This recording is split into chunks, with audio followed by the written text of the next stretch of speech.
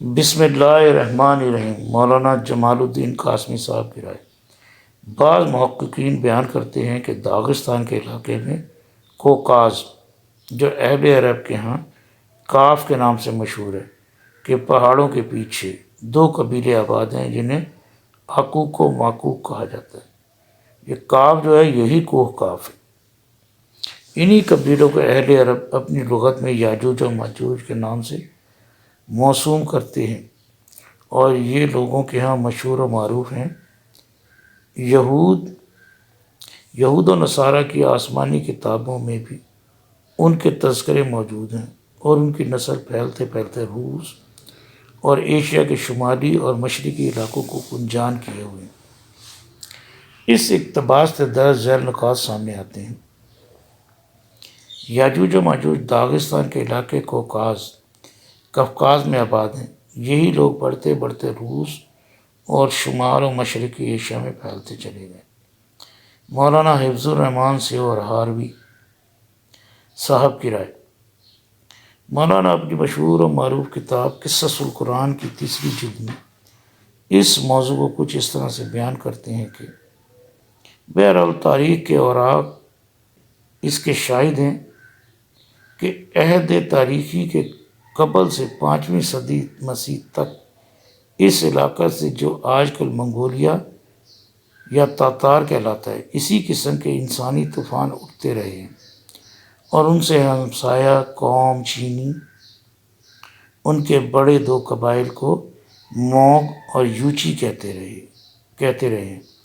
بس یہی موگ ہے جو تقریباً 600 سال قبل مسیح میں یونان میں میگ اور میگاگ بنا، اور عربی میں ماجوج، اور یہی یوچی یونانی میں یوگاگ بنا، اور عبرانی میں جوج اور یاجوج کہلایا۔ لیکن جب یہ قبائل دنیا کے مختلف حصوں میں جا کر آباد ہوئے، اور بہت سے قبائل پہلے کی طرح اپنے مرکز ہی میں وحشی اور صحرائی بنے رہے، تو اس اختلاف تمدن و معیشت نے ایسی صورت اختیار کر لی کہ ان قبائل کے وحشی اور صحرائی جنگجو تو اسی طرح یاجوج یعنی کہ گوگ اور ماجوج میں گوگ کے نام سے موسوم رہے، مگر متمدن اور شہری قبائل نے مقامی خصوصیات اور امتیاز کے ساتھ ساتھ اپنے ناموں کو بھی بھلا دیا، اور نئے نئے ناموں سے شہرت پائی، اور پھر یہ تقسیم اس طرح قائم ہو گئی کہ تاریخ کے عہد میں بھی اس کو باقی رکھا گیا، اور وسط ایشیا کے ایرانی، ایشیائی اور یورپین قومیں، اور ہندوستان کے آرین اصل کے اعتبار سے یعنی کہ اپنے اوریجن کے اعتبار سے منگولیت، موگ یعنی ماجوج اور یوگ یعنی یاجوج نسل ہونے کے باوجود تاریخ میں ان ناموں سے یاد نہیں کیے جاتے، یعنی کہ ان کی بنیاد یہ جو تھے آریہ وغیرہ بھی یہ وہیں سے آئے تھے، اور یاجوج و ماجوج کا نام صرف انہی قبائل کے لیے مخصوص کر دیا گیا ہے جو اپنی گزشتہ حالت و وحشت و بربریت اور غیر متمدن زندگی میں اپنے مرکز کے اندر موجود ہیں۔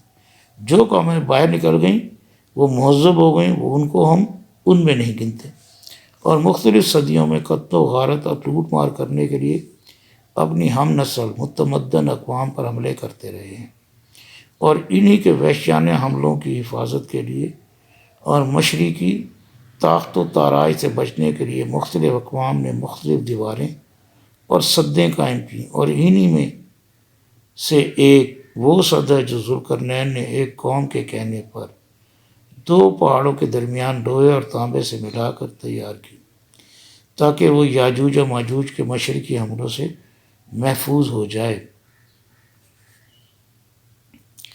یاجوج و ماجوج کا ذکر توریت میں بھی ہے۔ ان ناموں کی تفصیل میں توریت کے مفسرین یہ کہتے ہیں کہ جوج سے مراد گوگ، اور ماجوج سے مراد میگوگ، اور روش سے مراد روس یعنی کہ رشیا، اور مسک کے مراد ماسکو، اور تبال سے مراد بحر اسود کا بالائی علاقہ۔ یاجوج و ماجوج کے متعلق جس قدر بحث اب تک کی جا چکی ہے، اس کا خلاصہ یہ ہے کہ وہ کوئی عجیب الخلقت مخلوق نہیں ہے، جیسے لوگوں نے قصے بنائے ہوئے ہیں کہ بس عجیب و غریب قوم ہے. کچھ لوگوں نے تو یہ کہا کہ باپ کی طرف حضرت آدم علیہ السلام اور ماں کی طرف سے پتہ نہیں جنات سے. اور ہر بندے کو اپنا کام ٹھیک لگتا ہے. یاجوج و ماجوج سے متعلق یوٹیوب پر بے حساب ویڈیوز بھری پڑی ہیں. کچھ کا کچھ بیان کیا ہوا ہے، عجیب و غریب تصویریں لگائی ہوئی ہیں. تو اپنا اپنا طریقہ ہے.